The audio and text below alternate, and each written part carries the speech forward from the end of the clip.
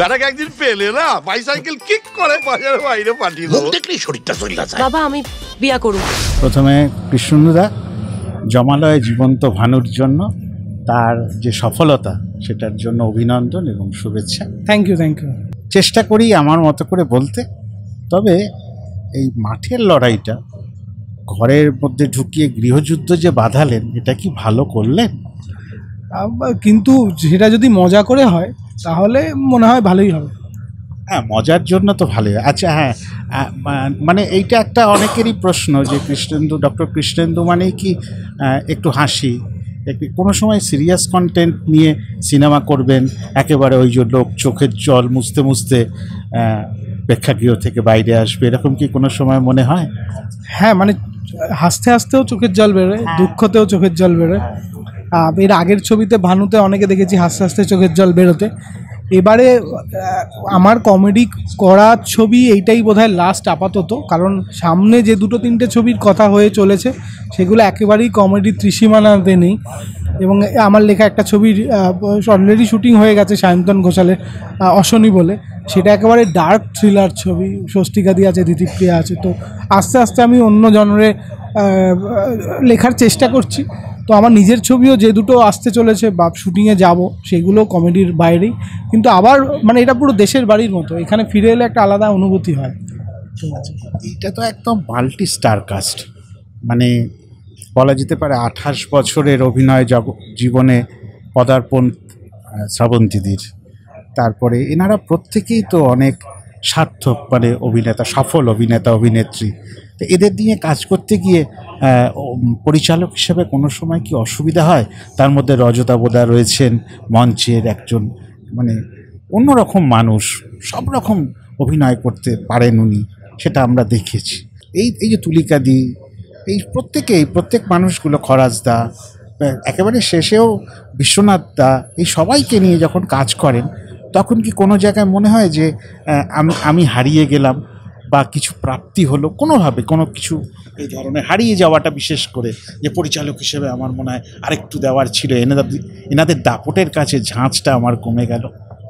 না, আমার একটা সুবিধে হচ্ছে, যেহেতু দীর্ঘদিন প্রায় 17-18 বছর ধরে কমেডি করে যাচ্ছি এবং কমেডি লিখছি, ফলে এখানে যারা কাস্টিংয়ে রয়েছেন প্রত্যেকের সাথে দীর্ঘদিন কাজ করেছি, 1-to-1 কাজ হয়েছে এবং প্রত্যেকেই আমার কমেডিতে দীর্ঘদিন কাজ করেছে। ফলে একটা সুবিধে ছিল, হ্যাঁ এবারে সবাই এক ছাদের তলায় হয়তো এর আগে আমি করিনি, কিন্তু তাতে আমি বুঝতেও পারিনি এবার এই ছবিটা করতে গিয়ে যে সবাইকে একসাথে, কারণ যখন খরাজদার সাথে আমার দীর্ঘদিন প্রচুর সিরিজ করেছি, প্রচুর কাজ হয়েছে, প্রচুর নন ফিকশনে কাজ হয়েছে, শ্রাবন্তীর সাথেও তাই, বনি কৌশানী, সবার সাথেই। ফলে আলাদা করে আমার বিন্দুমাত্র অসুবিধা হয়নি, বরং অনেক সুবিধে হয়েছে কাজ করতে। মানে আমার চেনাশোনা লোক, ফলে একটা ডায়লগ কীভাবে বলবে কোন আর্টিস্ট সেটা আমি জানি, মানে সেটা জানা হয়ে গেছে। ফলে আমার লিখতেও সুবিধা হয়েছে, ওদের বলতেও সুবিধা হয়েছে। তো পুরোটা সুবিধের দিকেই গেছে, অসুবিধার ঝোলা পুরো ফাঁকা। আচ্ছা, বলছি যে না, মানে স্ক্রিন প্লে ডায়লগ এরকম আমি শুনেছি, আমি ঠিক জানি না, অভিজ্ঞতা খুবই কম। তবে এরকম হয় যে একটা দিনে বদলেও যায়, ওই জায়গাটা মনে হচ্ছে না এই ডায়লগটা একটু চেঞ্জ হবে, এরকম কি হয়েছে? হ্যাঁ, মানে কিছু, যেহেতু ছবির নাম হাঙ্গামা, প্রচুর হাঙ্গামা আছে গল্পে। এবার এই ঝগড়াঝাটির দৃশ্যগুলোতে না ওরকম সংলাপ লিখে হয় না, মানে হয়তো একটা খাঁচা তৈরি করে দেওয়া যায়, কিন্তু কখনোই কোনো ঝগড়াঝাটির সিন ওই প্রপার ডায়লগ হতে পারে না। তো সেই জন্য আমি একটা বেসিক খাঁচা করে দিয়েছিলাম, এবং আমি জানতাম যে যারা রয়েছে তাদের হাতে যদি ছেড়ে দিই, তারা ওইটাকে মেনটেন করে নিজের মতো করে যেটা করবে সেটা আমার লেখার থেকে বেটার হবে, এবং এখানেও সেটাই হয়েছে। মানে স্বাধীনতাটা আপনি দিয়েছেন। আমি পছন্দ করি এই স্বাধীনতা দিতে, কারণ সব কিছু সংলাপে হয় না। মানে আমি ওর দিকে একটা বাসন ছুঁড়ে মারলাম, সেটার ডায়লগ আছে, উল্টো দিকের ডায়লগটা সে হয়তো আমার থেকে বেটার করবে ওই সময়টা, কারণ ওটা ইমপ্রম্পটু বেরিয়ে আসে ভেতর থেকে।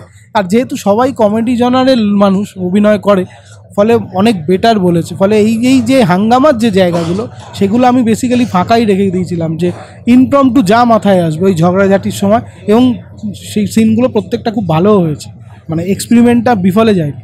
আচ্ছা, আর একটা দেখলাম এক ঝাঁক আপনার ছোট পর্দার, মানে সেই মানুষগুলোকে হয়তো মেন্টার হিসেবে যাদের ওপরে আপনি একসময় হাত রেখেছিলেন, তারাই আপনার সঙ্গে এই সিনেমায় রয়েছেন, অভিনয় করছেন। তা তাদেরকে যে দৃশ্যগুলো ছোট ছোট হলেও দিয়েছেন, তাদের সঙ্গে একটু কথাও বলছিলাম, আলাপচারিতায় উঠে আসলো যে না, ওই ডাক্তারবাবুকে পেয়ে আর একবার ভালো লাগা কাজ করলো। তা আপনার কীরকম মনে হলো? আমার সবসময় ভালো লাগে, এরা প্রত্যেকেই আমার প্রায় সব ছবিতেই পরপর, আমার প্রথম ছবি ককতে এরা সবাই ছিল, ভানুতেও এরা সবাই ছিল এবং এই ছবিতেও আছে। আমি এদের সাথে কিছু কিছু চরিত্র থাকে যেগুলো খুব কাছের লোকজনকে দিয়ে কাজ করাতে সুবিধে হয় এবং সেক্ষেত্রে এরা সবথেকে বড় আমার কাছে তুরুপের তাস, কারণ যেহেতু এরা বাইরে প্রচুর কাজ করছে কিন্তু আমার এক ডাকে চলে আসে এবং এদেরকে পুরো একদম একসাথে বসে হাতে গড়ে মানুষ করা বলে সেরকমভাবে আমরা কমেডিতে একসাথে বড় হয়েছি, ফলে কাজ করতে সুবিধা হয় বলে অবভিয়াসলি ওদের সাথে কাজ করা এবং ভবিষ্যতেও করব। শেষ প্রশ্ন, হাঙ্গামা.com, হাঙ্গামা তো অনেকবার অনেক রকমভাবে ধরা গেল, কমটা কি? কম হচ্ছে অশান্তি কম, ঝগড়া কম, দুঃখ কম, খারাপ লাগা কম, মারপিট কম, গালাগাল নেই, কম বলবো না নেই, ফলে যেটা বেশি সেটা হচ্ছে শুধু মজা। অসংখ্য ধন্যবাদ, ভালো থাকবেন।